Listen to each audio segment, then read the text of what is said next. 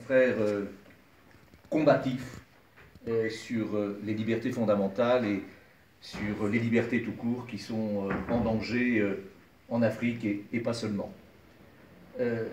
Ce qui a lieu d'observer, je crois que toute cette rencontre et toute cette affaire se résume à un terme qui est absolument terrible, c'est procès politique. C'est un procès politique. Et c'est surtout au travers de ce procès politique ce qu'il y a de pire dans un état de droit, et pour nous, avocats, c'est l'instrumentalisation de la justice à des fins politiques. Tout dans ce dossier, depuis l'origine, comme mon ami Mamadou l'a rappelé au début de son intervention, le démontre. D'abord par cette inspection générale d'État. Il n'y a rien de choquant dans un état de droit à ce qu'il y ait une inspection générale d'État. Il n'y a rien de choquant à ce que, effectivement, le pouvoir politique souhaite avoir des éclaircissements sur l'utilisation de fonds publics. Cela n'est pas choquant en soi, à ceci près que lorsque l'on déclenche cette inspection générale d'État, on sait ce que l'on va trouver. On sait ce que l'on cherche et on sait ce que l'on va trouver. C'est là qu'est l'instrumentalisation, parce qu'on feint de s'étonner de l'utilisation des fonds de cette caisse d'avance. Mais elle est connue depuis toujours. On sait dans le dossier que depuis les années 1960, au moins, tous les maires de Dakar ont utilisé cette caisse d'avance de la même façon. Et cela n'a jamais posé de problème à quiconque. Et il n'y a pas seulement le maire de Dakar, mais d'autres hautes institutions de la République du Sénégal, comme par exemple l'Assemblée nationale, ou la présidence de la République, qui, effectivement, utilisent de la même façon, totalement discrétionnaire, ces fonds qui sont des fonds publics. Alors, j'entends bien que cela peut poser problème. J'entends bien effectivement que nous sommes aujourd'hui, à l'heure en Afrique comme ailleurs, de la transparence et que l'on ne peut plus nécessairement se satisfaire de l'utilisation de fonds publics dans de telles conditions. Très bien, mettons cela sur la table, mais pas en termes d'instrumentalisation pour écarter et évincer un opposant politique. Parce que en lançant cette inspection générale d'État, le pouvoir savait très bien ce qu'il allait trouver. Et en fait, on a essayé de l'imputer à Khalifa Ababakar Sall à des fins politiques, alors qu'on aurait pu l'imputer à l'ensemble de ses prédécesseurs, dont certains ont d'ailleurs rappelé, de façon très claire, mais il n'y a jamais eu l'ombre d'un soupçon de commencement de problème avec cela. Et à partir de là, c'est un déclenchement de... c'est une véritable horreur qui va tomber sur un homme et sur une institution, la mairie de Dakar, dont je salue Madame le maire nouvellement élue. J'y reviendrai d'ailleurs sur cette question de la révocation, qui est pour moi la démonstration même de l'utilisation politique de cette affaire.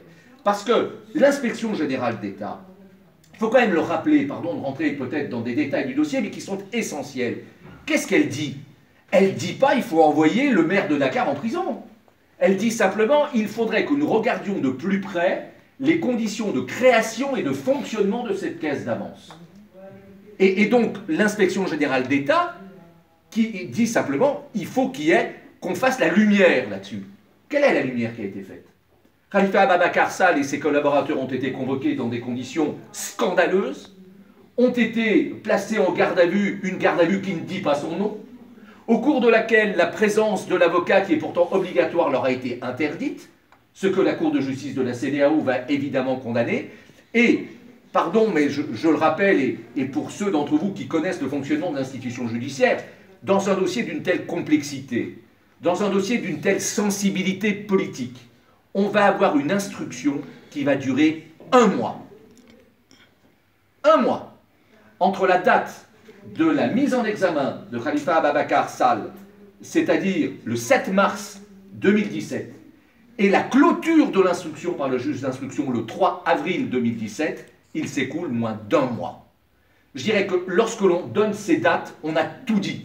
Pour nous, avocats, la France n'est pas nécessairement un grand modèle dans ce type de procès, mais au moins, quand on fait semblant de faire une instruction, on fait au moins semblant, avec des investigations, avec des expertises, avec ce qu'avait demandé l'inspection générale d'État, c'est-à-dire une étude sur les conditions de création et de fonctionnement. Rien n'a été fait. On a piétiné le droit. Et on a piétiné les droits fondamentaux de Khalifa Ababakar Sall, qui a été envoyé en geôle, en prison, uniquement pour l'évincer. Et la suite est à l'avenant. C'est-à-dire qu'on a un juge d'instruction alors qu'on demande une expertise qui est évidente, que la chambre de l'instruction, la chambre d'accusation de la cour d'appel de Dakar est saisie, on piétine cela et on renvoie Khalifa Ababacar Sall devant le tribunal correctionnel alors que les recours n'ont pas été jugés. Mais où a-t-on vu ça? Où a-t-on vu ça? C'est une négation des droits qu'effectivement, bien sûr, la Cour de justice de la CEDEAO, qui est le pendant, pour ceux qui ne le savent pas, de notre cour de justice des droits de l'homme en Europe, avec d'ailleurs, il faut le souligner, d'ailleurs des avancées beaucoup plus importantes de ce qu'on connaît en Europe, notamment sur les modes de saisine de cette Cour de justice, donc qui est peu connue en Europe, mais je vous invite à vous y intéresser parce que c'est un véritable exemple. Et là, on a le Sénégal qui en est membre et qui piétine les décisions de la CEDEAO. Tout cela est proprement scandaleux. Alors, je veux dire, moi, au moment où j'arrive dans ce dossier, c'est-à-dire devant la Cour d'appel, après un jugement où les droits ont été piétinés, il se passe un élément nouveau énorme parce que, en cours de première instance, il n'y avait pas la décision de la CEDEAO. Et la décision de la CEDEAO est tombée à la veille de l'ouverture du procès de Dakar devant la cour d'appel, au cours duquel j'ai eu l'honneur d'intervenir. Et là, j'ai assisté, pantois, quoi, véritablement à un simulacre de justice. Avec un président de la cour, pardon de le dire, cela ne se fait pas, mais je le fais quand même, qui s'était d'ailleurs, soit dit en passant, auto-désigné pour prendre le dossier, parce que ce n'est pas lui, normalement, qui aurait dû présider cette audience. Et là encore, on le voit bien dans le fonctionnement de l'institution judiciaire quand on veut instrumentaliser. On a mis en place un homme pour juger et surtout pour condamner, qui ignorait, qui voulait feindre d'ignorer. On savait que cette décision avait été rendue, on ne l'avait pas encore reçue physiquement, tout le monde savait qu'elle était là, mais tout le monde feignait de l'ignorer. Et on nous disait, vous l'avez la décision? Ben non, on ne l'a pas encore, donc on demande qu'il soit sursis dans l'attente de la récidive. Ben non, pas du tout. Et on avance. Et il se trouve que cette décision est arrivée en cours de procès, on l'a piétinée de la même façon. Je veux dire que le déroulement de ce procès, où en fait on nous donnait la parole parce qu'il fallait bien nous la donner, mais où tout ce que l'on faisait ne servait rigoureusement à rien, nous a conduit à une chose qui est terrible pour un avocat, avec évidemment l'accord de notre client Khalifa Ababacar Sall, c'est à déserter la barre. Et je veux vous dire que pour des avocats que nous sommes, il n'y a rien de plus terrible, parce qu'on abandonne notre client au sort qui lui était réservé avant même que le procès soit ouvert. Et ça, pour un avocat, il n'y a rien de plus terrible que d'être obligé de dénoncer, de quitter la barre, simplement parce qu'on ne peut pas être les idiots utiles d'un procès politique et d'une instrumentalisation de la justice dans de telles conditions. Alors évidemment, ce qui devait arriver arriva. Je vais quand même citer un exemple, pardon d'être un petit peu long, mais je vais citer un exemple pour qu'on comprenne bien. Lorsque nous avons plaidé sur cette décision de la Cour de justice de la CEDEAO, et qu'on a dit, mais c'est pas possible, le Sénégal ne peut pas renier sa signature dans de telles conditions. Il y a eu un sursaut. Moi, j'ai eu un espoir, parce que je suis un peu candide, et peut-être que je n'avais pas l'expérience de mes confrères sénégalais. J'ai entendu le procureur général de Dakar prendre la parole. Et je me suis dit, on est dans un véritable état de droit. Parce que le procureur général, il ne faut pas l'oublier, et il faut le souligner, est pratiquement allé dans notre sens. Vous vous en souvenez, à la barre, le procureur général, avec beaucoup de courage, est allé bien au-delà de ce qu'avaient fait les avocats de la partie civile représentant l'État sénégalais, en disant, il y a un problème là, il y a un problème effectivement sur l'applicabilité et sur l'application, et le Sénégal ne peut pas renier sa signature. Vous vous en souvenez, il l'a dit à l'audience. Qu'est-ce qui s'est passé par la suite? Moi, je ne le sais pas, mais je l'ai appris par des confrères. Dans la journée, il a été convoqué en haut lieu, ce brave procureur général. Je ne sais pas ce qui lui a été dit. Je peux l'imaginer. Changement de décor dans les jours qui ont suivi. Changement de décor dans les jours qui ont suivi. Ce sursaut d'honneur de ce magistrat n'a pas résisté aux vraisemblables pressions qui ont été exercées sur sa personne.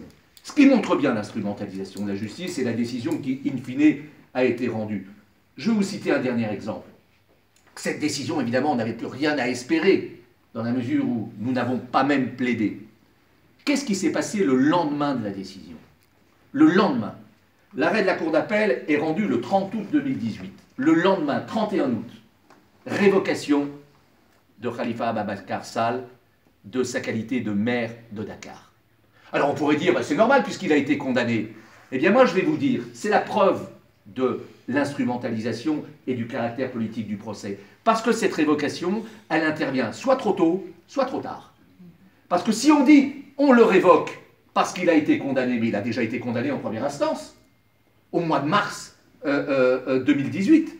Donc, il aurait dû être révoqué à ce moment-là, pas après la Cour de l'appel. Donc c'est trop tard, mais en même temps c'est trop tôt, puisqu'on dit on le révoque parce qu'il a été condamné, mais attendez au moins que la décision soit définitive. C'est-à-dire que l'ensemble des recours ait été épuisé, et notamment les pourvois en cassation.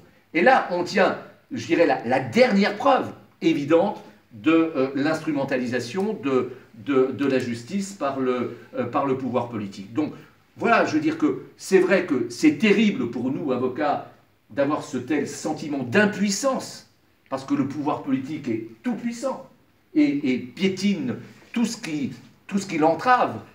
Et aujourd'hui, effectivement, les enjeux, nous, on ne veut pas, et surtout pas moi, venir sur le terrain politique, mais on ne peut pas l'ignorer, parce que tout ça a une seule finalité, interdire à Khalifa Ababacar Sall de se présenter au suffrage du peuple sénégalais. Et cela, pour un démocrate, pour un républicain, pour un avocat, c'est tout simplement inacceptable, d'où notre indignation collective et d'où notre volonté, en vous rencontrant et en rencontrant ceux qui sont indispensables pour faire passer, pour faire connaître ces problèmes, c'est-à-dire la presse. C'est la raison pour laquelle on a souhaité vous rencontrer aujourd'hui pour faire un point et bien sûr, si vous le souhaitez, répondre à vos questions. Merci.